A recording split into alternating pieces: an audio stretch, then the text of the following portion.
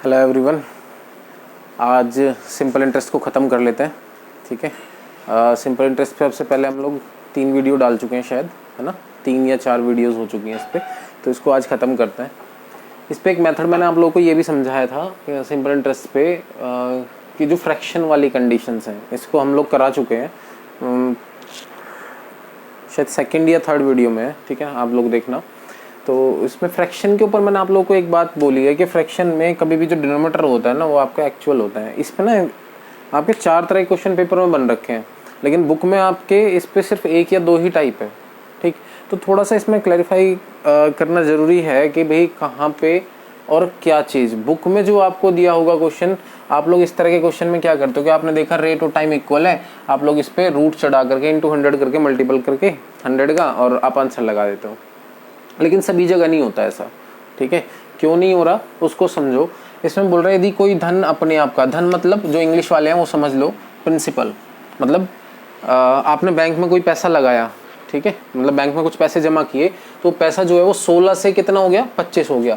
कोई धन अपने आप का 25/16 गुना हो गया, मतलब इतना गुना मतलब टाइम्स हो गया, इतने नंबर ऑफ टाइम्स हो गया। मतलब मैं अगर 16 रुपीज़ लगा रहा हूँ तो वो कितने हो गए, वो 25 हो गए। समझ रहे हो ना इस बात को। ठीक, यहाँ बोल रहे हैं यदि साधारण ब्याज, सिंपल इंटरेस्ट, मूलधन का कितना हो गया, 25/16 गुना हो गया। मतलब सिंपल इंटरेस्ट कितना था, यहाँ पर सिंपल इंटरेस्ट 25 हो गया। समझो दोनों चीजों को। यहाँ पर प्रिंसिपल ये खुद था, वो कितना बन गया, 25 बन गया। और प्रिंसिपल 25 तब बनेगा जब उस पर इंटरेस्ट लग गया होगा। इसका मतलब ये 25 क्या है, अमाउंट है। समझो जरा, लैंग्वेज को देखना। यहाँ पर प्रिंसिपल की ही बात हो रही है और यहाँ सिंपल इंटरेस्ट का कंपैरिजन हो रहा है प्रिंसिपल से।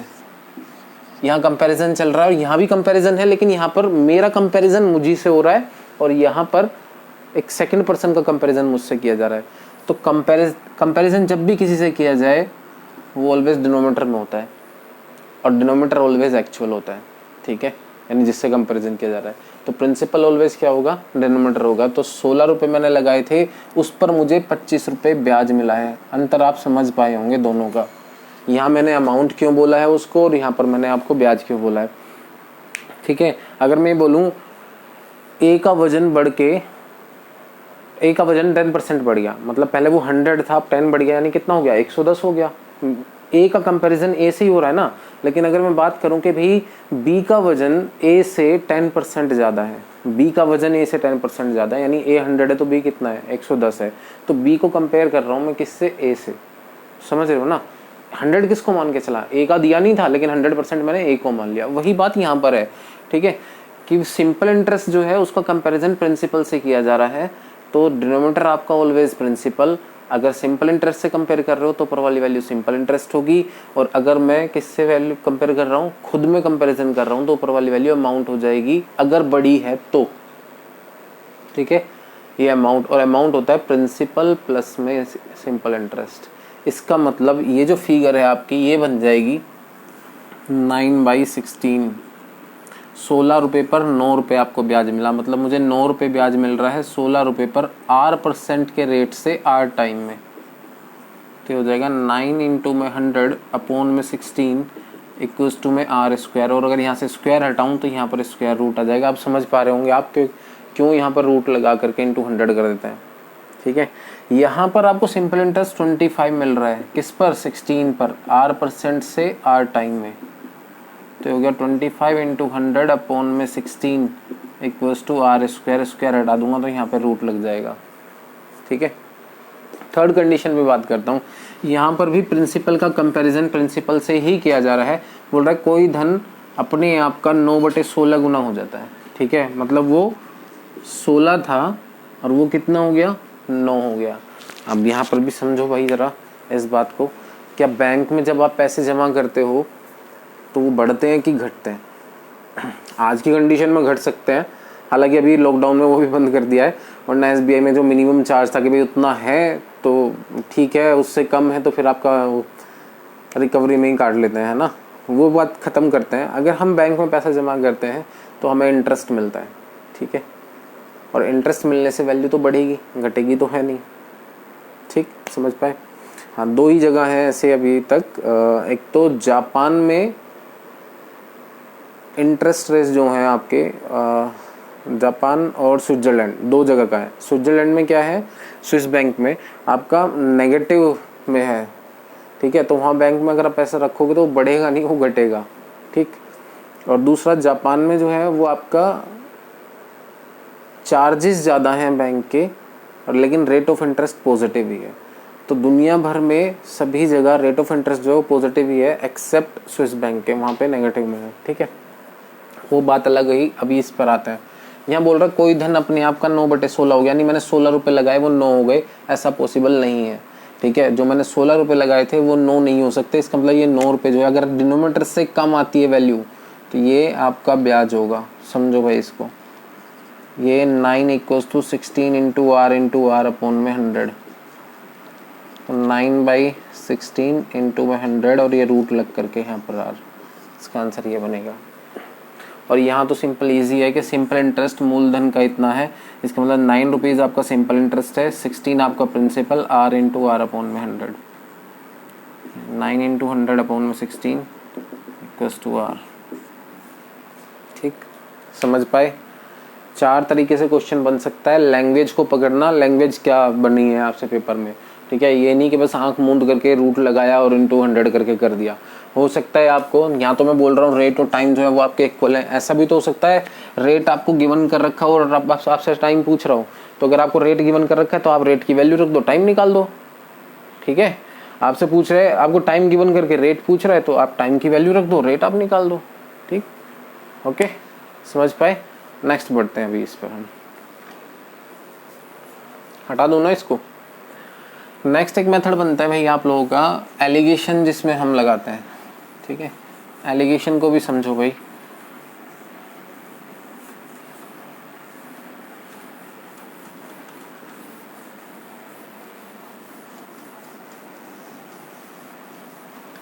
एक फॉर्मूला होता है भाई आप लोगों का, हिंदी में लिखता हूं पहले, ब्याजों का अंतर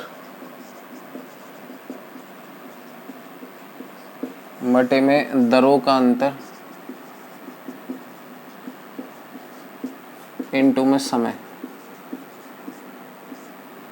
इक्वल्स टू ये प्रिंसिपल होता है भाई। आप अगर मैं इसी को इंग्लिश में लिखूं तो ये होता है भाई डिफरेंस ऑफ इंटरेस्ट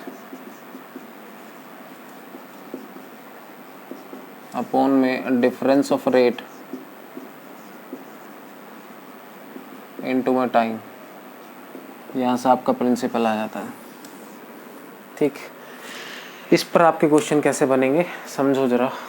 पहला क्वेश्चन आपका, एक क्वेश्चन बनता है कि भाई एक पर्सन के पास में 40,000 रुपीज़ है, इसमें से कुछ तो दे देता है वो 6% पर, कुछ दे देता है वो 8% पर, सेम टाइम के लिए, 1 साल के लिए, ठीक है। तो उससे 1 ईयर के लिए उससे जो सिंपल इंटरेस्ट मिलता है ना उसको, वो 3960 रुपीज़ मिलता है। 40,000 रुपये हैं, 6% पर दिए, 8% पर दिए, 1.5 साल के लिए रख लेता है। 1.5 साल के लिए जो सिंपल इंटरेस्ट आपको कितना मिल रहा है 3960। दो तरीके से कर सकते हो, एक तो एलिगेशन मेथड है कि भाई आप डायरेक्ट निकालोगे, भाई मुझे इंटरेस्ट मिला 3960 किस पर, 40,000 पर, R% से 3/2 टाइम में, ठीक है। यहाँ से आपका काट पीट देना जो भी वैल्यू बनेगी, 1322 से यहाँ पर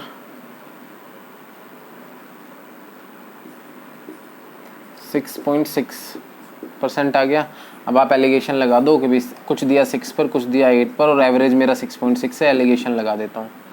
एलिगेशन होता है भाई जब दो वैल्यू और उनके एवरेज वैल्यू दे रखी हो तो आप वहीं पर एलिगेशन लगा सकते हो। कैसे लगाते हैं कि 8 में से ये गया कितना बचा 1.4, और इसमें से ये गया कितना बचा 0.6, पॉइंट से पॉइंट हट गए, रेशियो आ गया कितने का 7:3 का, ठीक है। मतलब 7 रुपये यहाँ पर दे रहा हूँ तो 3 रुपये यहाँ पर दे रहा हूँ, कितने में से 10 में से, ये रेशियो बन गया इन दोनों वैल्यूज़ का।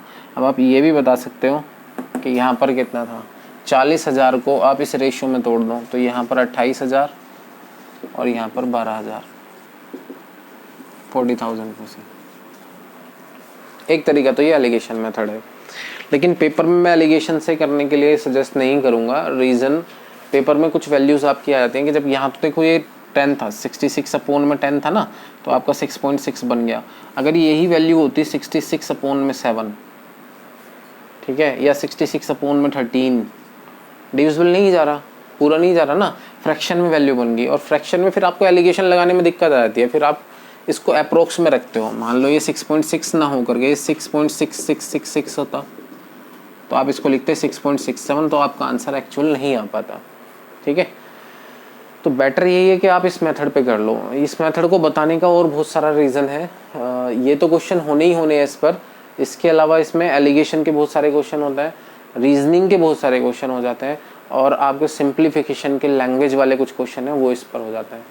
और ये सारा ना पूरा एक जगह बाइंड अप करके एक क्लास इस पर मैं बना दूंगा, पूरा कल कर लेंगे इस पर एक क्वेश्चन, पूरी एक क्लास ना, ठीक है। इसी फॉर्मूले का हम कहाँ कहाँ यूज़ कर सकते हैं।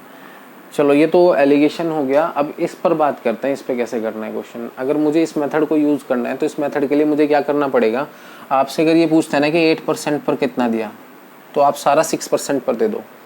अगर आपसे ये पूछता है कि 6% पर कितना दिया, तो आप सारा का सारा 8%। रेसिप्रोकल पर चलता है इसमें सारा, ठीक है। जो आपसे पूछा गया उसका रेसिप्रोकल ले लो।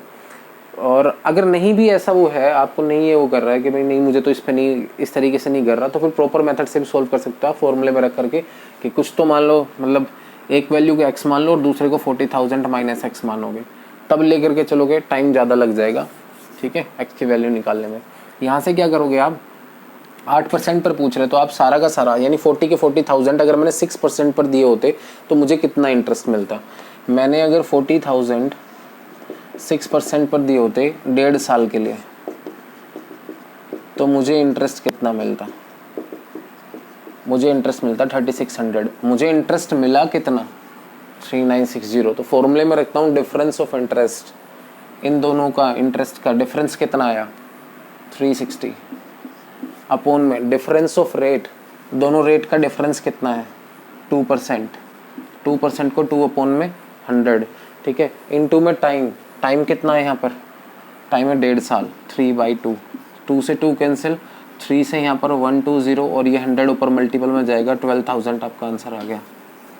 ये दिया था आपने 8% पर, ठीक है। अगर आपने निकालना है कि भाई 40,000 पर कितना, सॉरी 6% पर कितना, 40,000 में से तो 12,000 आपने यहाँ पर दे दिए, बच्चे कितने 28,000 आपने उधर दिए होंगे। समझ आया? हैं आपके उसमें भी ना एलिगेशन के क्वेश्चंस हैं, मैं आप लोग को वीडियो में मैंने आपको जो PDF सेंड किए उसमें क्वेश्चंस हैं, हमने क्वेश्चन नंबर भी